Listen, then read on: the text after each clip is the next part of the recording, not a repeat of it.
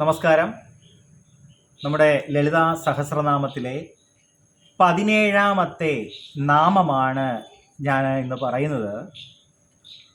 ഓം വദനസ്മരമാംഗല്യഗൃഹതോരണ ചില്ലികായൈ നമഃ. ഓം വദന സ്മരമാംഗല്യഗൃഹ തോരണ ചില്ലികായൈ നമ. ഇതാണ് ആ വാക്കാണ് നമ്മൾ എക്സ്പ്ലെയിൻ ചെയ്യാൻ പോണത്. വദനം, മുഖം. ഇപ്പോൾ ദേവിയുടെ മുഖം നമ്മൾ മനസ്സിൽ കാണുന്നു. ദേവിയുടെ മുഖം എന്തുപോലെയാണെന്നറിയാമോ? സ്മരമാംഗല്യ ഗൃഹം. സ്മരമാംഗല്യ ഗൃഹം എന്ന് പറഞ്ഞാൽ സ്മരൻ ആരാന്നറിയാമോ? കാമദേവൻ. മംഗളം. സ്മരമാംഗല്യ ഗൃഹം എന്ന് പറഞ്ഞാൽ കാമദേവന്റെ മംഗളഗൃഹം. കാമദേവന്റെ വീടാണത്രേ ദേവിയുടെ മുഖം. കാമദേവന്റെ ഗൃഹമാണത്രേ. കാമദേവന്റെ മംഗളഗൃഹമാണ് ദേവിയുടെ മുഖമെന്ന്.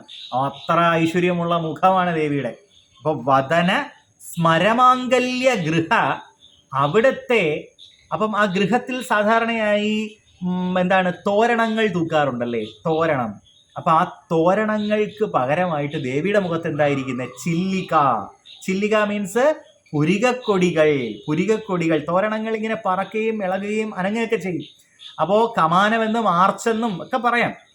പക്ഷെ നമുക്ക് തോരണം എന്ന് പറഞ്ഞാൽ നമുക്കറിയാം. അപ്പം ഈ പുരികക്കൊടിയെ കാമദേവന്റെ വീട്ടിലെ തോരണങ്ങൾ എന്ന് പറയുന്നത് പോലെ പുരികക്കൊടി ദേവിക്ക്. അപ്പൊ ദേവിയുടെ പുരികക്കൊടിയാണ് ഇവിടെ എന്ത് ചെയ്യുന്നത്?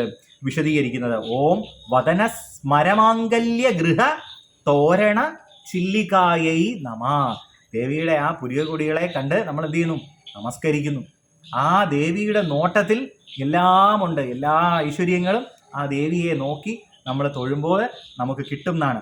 അപ്പോൾ വദന സ്മരമാംഗല്യ ഗൃഹ തോരണ ചില്ലികായൈ നമ. അപ്പോൾ ഒന്നുകൂടെ പറയാം. ഓം വദനസ്മരമാംഗല്യ ഗൃഹതോരണ ചില്ലികായൈ നമ. അപ്പം അത്രയും മനസ്സിലാക്കുക. ഇനി നമുക്ക് അടുത്ത നാമമായിട്ട് അടുത്ത വീഡിയോയിൽ കാണാം.